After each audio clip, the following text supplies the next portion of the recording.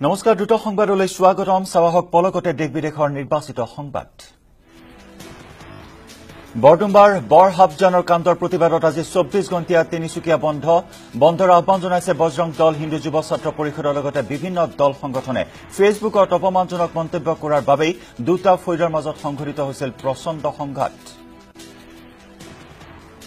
শুকুৰবাৰে লংচুৱালত 37 নম্বৰ ৰাষ্ট্ৰীয় ঘাইপথ অৱৰোধ কৰাৰ পাছতে পৰিস্থিতি অধিক উত্তপ্ত হৈ পৰিছিল অৱশেষত বৰহাবজানৰ কাণ্ডৰ মূল অভিযুক্ত আজিজ খানক নিশাই গ্ৰেপ্তাৰ কৰে আৰক্ষীয়ে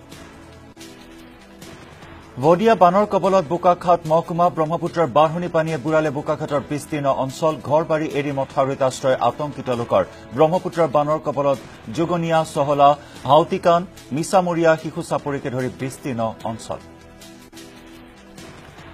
অনিৰ্দিষ্ট কাললৈ গুৱাহাটী উত্তৰ গুৱাহাটীৰ মাজত ফেৰী সেৱা বন্ধ আভ্যন্তৰীণ জল পৰিবহণ বিভাগৰ জৰুৰী নিৰ্দেশ লুইতৰ জলপৃষ্ঠ বৃদ্ধি পোৱাৰ বাবে এই সিদ্ধান্ত বিভাগটোৰ পৰৱৰ্তী নিৰ্দেশ নিদিয়া পৰ্যন্ত বন্ধ থাকিব ফেৰী সেৱা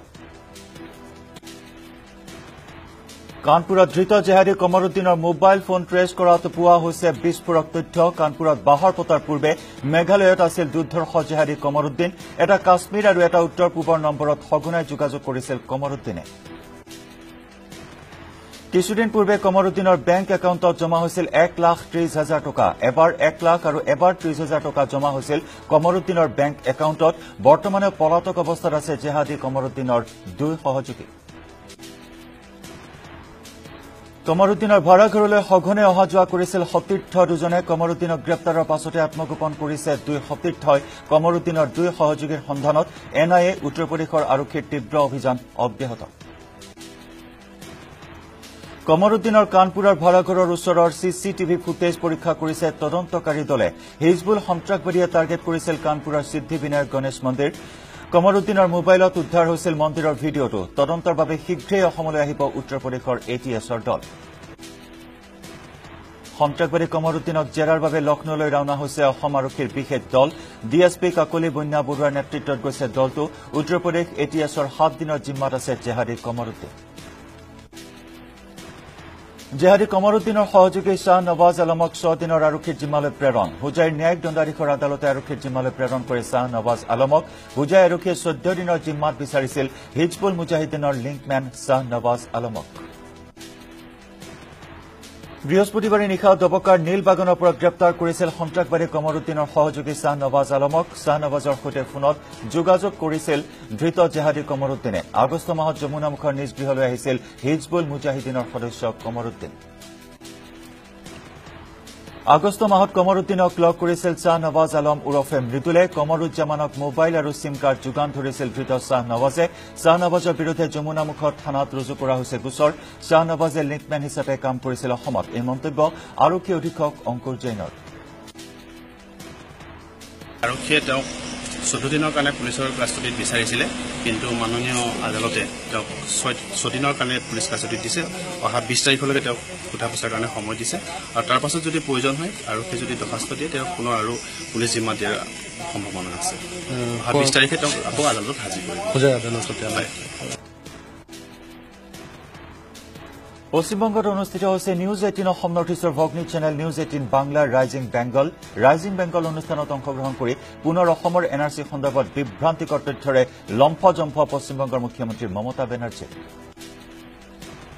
কেৱল বাংলা ভাষা কোৱাৰ বাবে এনআৰচিৰ পৰা লাখ লাখ লোকক বাদ দিয়া বুলি ভিত্তিহীন অভিযোগ মমতাৰ যি সময়ত মমতাৰ চৰকাৰে প্ৰয়োজনীয় তথ্য যোগান নধৰাৰ বাবে বহু লোকৰ নাম এনআৰচিৰ খচৰাৰ পৰা বাদ পৰিছে তেনে সময়তে মমতাৰ ভিত্তিহীন 2 লাখ বিহাৰী লোকৰ নাম এনআৰচিৰ পৰা বাদ পৰা বুলি বিভ্ৰান্তিকৰ তথ্যৰে মমতাই কৰিছে লম্ফজম্ফ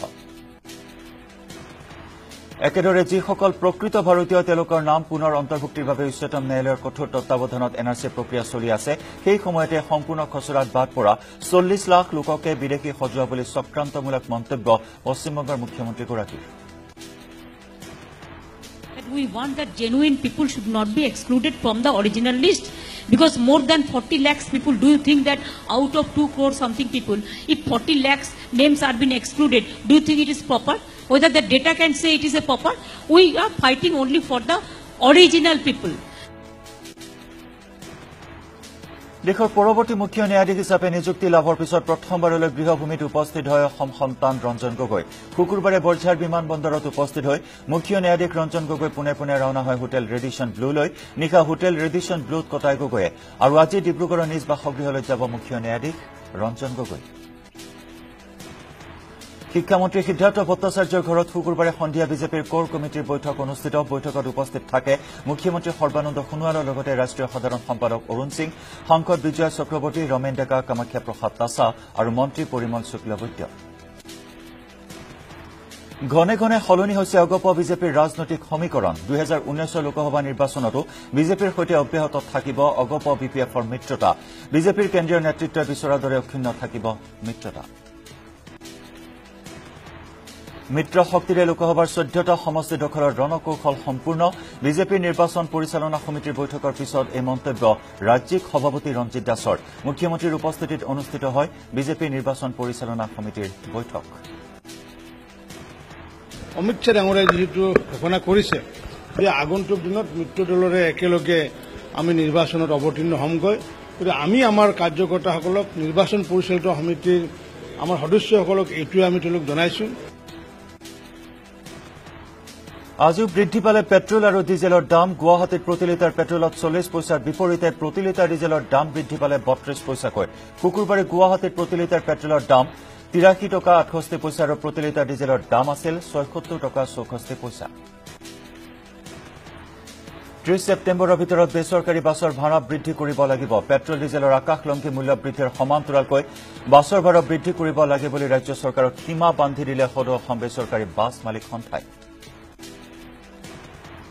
শুকুৰবাৰে তেজপুৰৰ বাছ মালিক সন্থা আৰু শোণিতপুৰ জিলা বেচৰকাৰী বাছ মালিক সন্থাৰ উদ্যোগত অনুষ্ঠিত প্ৰতিনিধি সভাই 30 ছেপ্টেম্বৰৰ সময়সীমা বান্ধি দি আন্দোলনৰ কাৰ্যসূচী গ্ৰহণৰ হুংকাৰ দিয়ে সন্থা দুটাৰ দাবী 30 ছেপ্টেম্বৰৰ ভিতৰত ৰাজ্য চৰকাৰে বাছৰ ভাড়া বৃদ্ধি নকৰিলে 2 অক্টোবৰত ৰাজ্যৰ প্ৰতিখন জিলাৰ উপায়ুক্তক বাছৰ চাবি চমজাই দিয়া হ'ব